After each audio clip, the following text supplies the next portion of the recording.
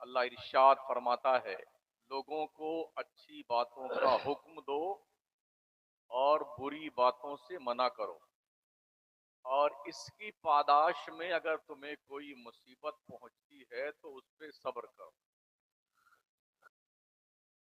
پتہ یہ چلا جب بھی اچھی بات بتائی جائے گی اور برائی سے روکا جائے گا تو لوگ تکلیف پہنچائیں گے۔ ہمارے کریم آقا صلی اللہ تعالی علیہ وسلم نے جب اس کام کا آغاز کیا تھا تو تکلیفوں نے باضابطہ طور پر گلی کوچے گھر آنگن میں ڈیرا ڈال رکھا تھا۔ ادھر سے گزرتے لوگ پتھر مارتے، گالیاں دیتے، مجنوں کہتے، دیوانہ کہتے، پاگل کہتے، اونٹ کی اوجڑی لا کر کے پشت ناز پہ ڈال دیتے، راستے میں کانٹے بچھاتے، کسی بھی حساب سے محمد اس کام سے باز آ جائے۔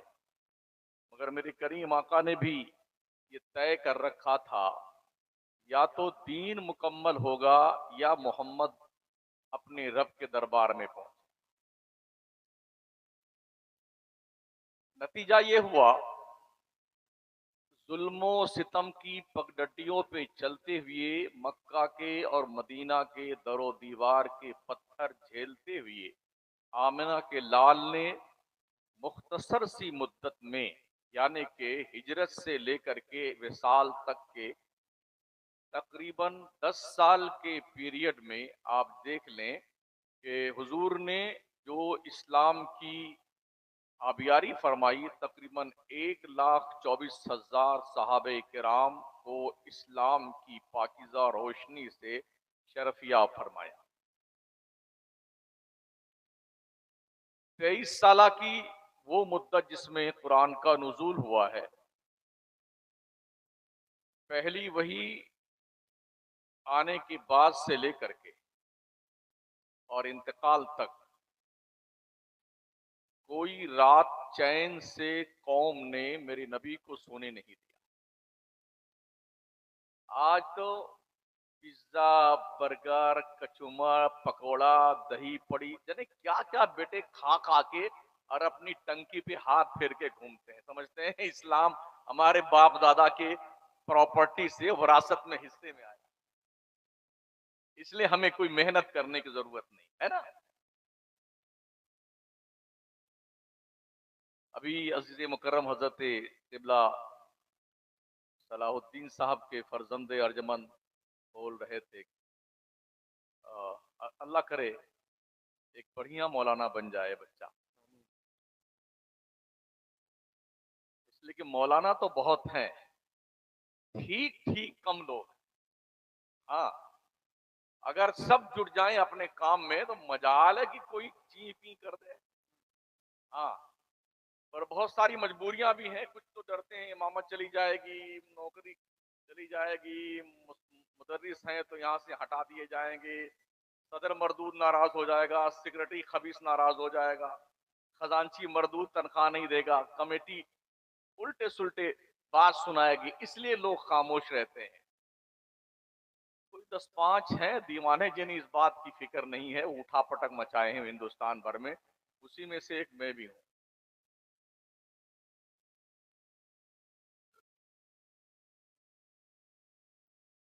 ہمارا کام ہے اچھی بات بتانا اور بری بات سے روکنا۔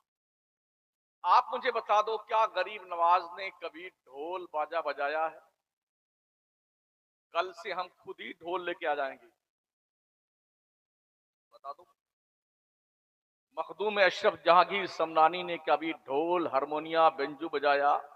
آپ پروف دے دو، ہم ستنے مولانا سب کے گلے میں ڈھول لٹکا دیں گے۔ ایک ریفرنس تو دیجئے، ایک حوالہ مجھے دیجئے نا۔ غوث پاک نے کبھی ڈھول بجائی؟ تو ہماری قوم کی اکثریت پگلائی ہوئی کیوں ہے؟ کیوں اس کا بھیجا خراب ہو گیا ہے؟ اور کیوں بدتمیزی کا کینسر پیدا ہو گیا ہماری قوم کے دل دماغ میں؟ وہ اوباش قسم کے لوگ جن مردودوں کو نماز سے کوئی مطلب نہیں، روزے سے کوئی مطلب نہیں، ان کا کام بے حیائی کرنا، بے شرمی کرنا، مرد کی قوالی الگ اور لونڈیوں کی قوالی الگ، ہلڑ بازی کرنا، رات بھر بدتمیزی کے اشعار پڑھنا، اس کو غیر محرم عورت کو اسٹیج بٹھا کر کے بڑے بڑے مولا گاڑی رکھے ہوئے کہ اتنے مسلمان بیٹھے نیچے، واہ واہ واہ واہ، ارے بے شرم تیری حیا مر گئی ہے، تیری غیرت کے جنازے نکل گئے. عورتیں اسٹیج پہ آ کر بے حیائی کے ساتھ قوالی گاتی ہیں اور ہم اتنے نشے میں چور ہیں بے غیرت کہ ہمیں اس کا احساس نہ رہا کہ یہ اسلام کربلا کے دھرتی سے خون میں نہا کر یہاں تک آیا ہے.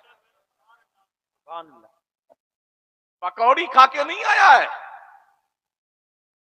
حلوہ پراٹھا کھا کے نہیں آیا ہے، پیزا اور برگر کھا کے نہیں آیا اسلام یہاں پر. اور ان نچنیوں کا قوالوں کا کوئی کردار اسلام میں نہیں رہا ہے. سوکھی روٹیاں کھائی ہیں مصطفیٰ کے دیوانوں نے تو اسلام یہاں تک پہنچا ہے. خواجہ نے 70 سال تک یہ پیٹھ سونے کے لیے زمین سے نہیں لگائی ہے تو اسلام یہاں تک پہنچا ہے. مخدوم سمنا نے سمنا کی حکومت کو لات مار کر صحرا نوردی کرتے ہوئے کچوچھا آ کر کے آسن جمایا ہے تب اسلام ہم تک پہنچا ہے. بریلی کے قلندر امام احمد رضا نے 1400 کتابیں لکھ کر کے ملت کے لوگوں کو تقریباً ہر 4 گھنٹے پہ ایک کتاب دی ہے تو اسلام ہم تک پہنچا ہے. تمہیں کیا ہو گیا ساگور کے لوگوں؟ تمہیں کیا ہوا ہے کہ آپ بھی ہوش کے ناخن لینے کو تیار نہیں ہے؟ بچہ بول رہا تھا مسلمانوں کا کوئی ٹارگٹ نہیں ہے ٹارگٹ.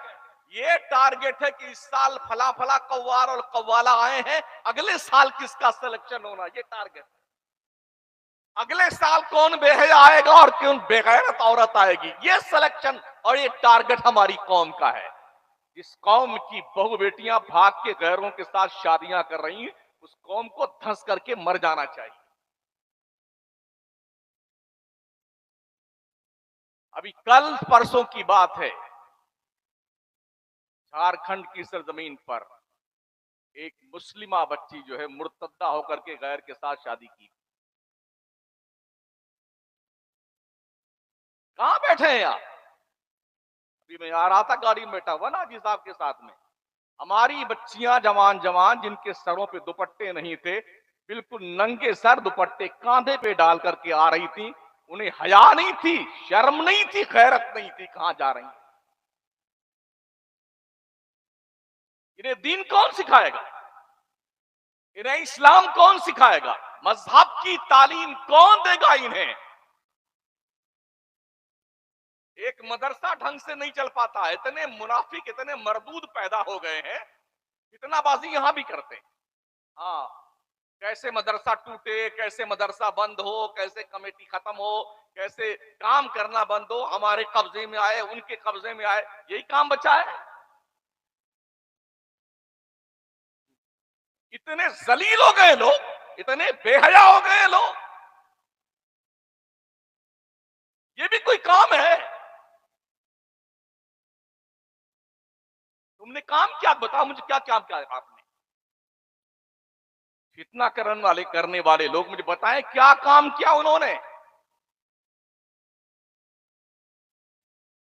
اگر آپ مسلمان ہیں تو اپنی غیرت سے پوچھئے کہ آپ کی کیٹیگری کیا ہے اسلام میں، آپ کا معیار کیا ہے اسلام میں؟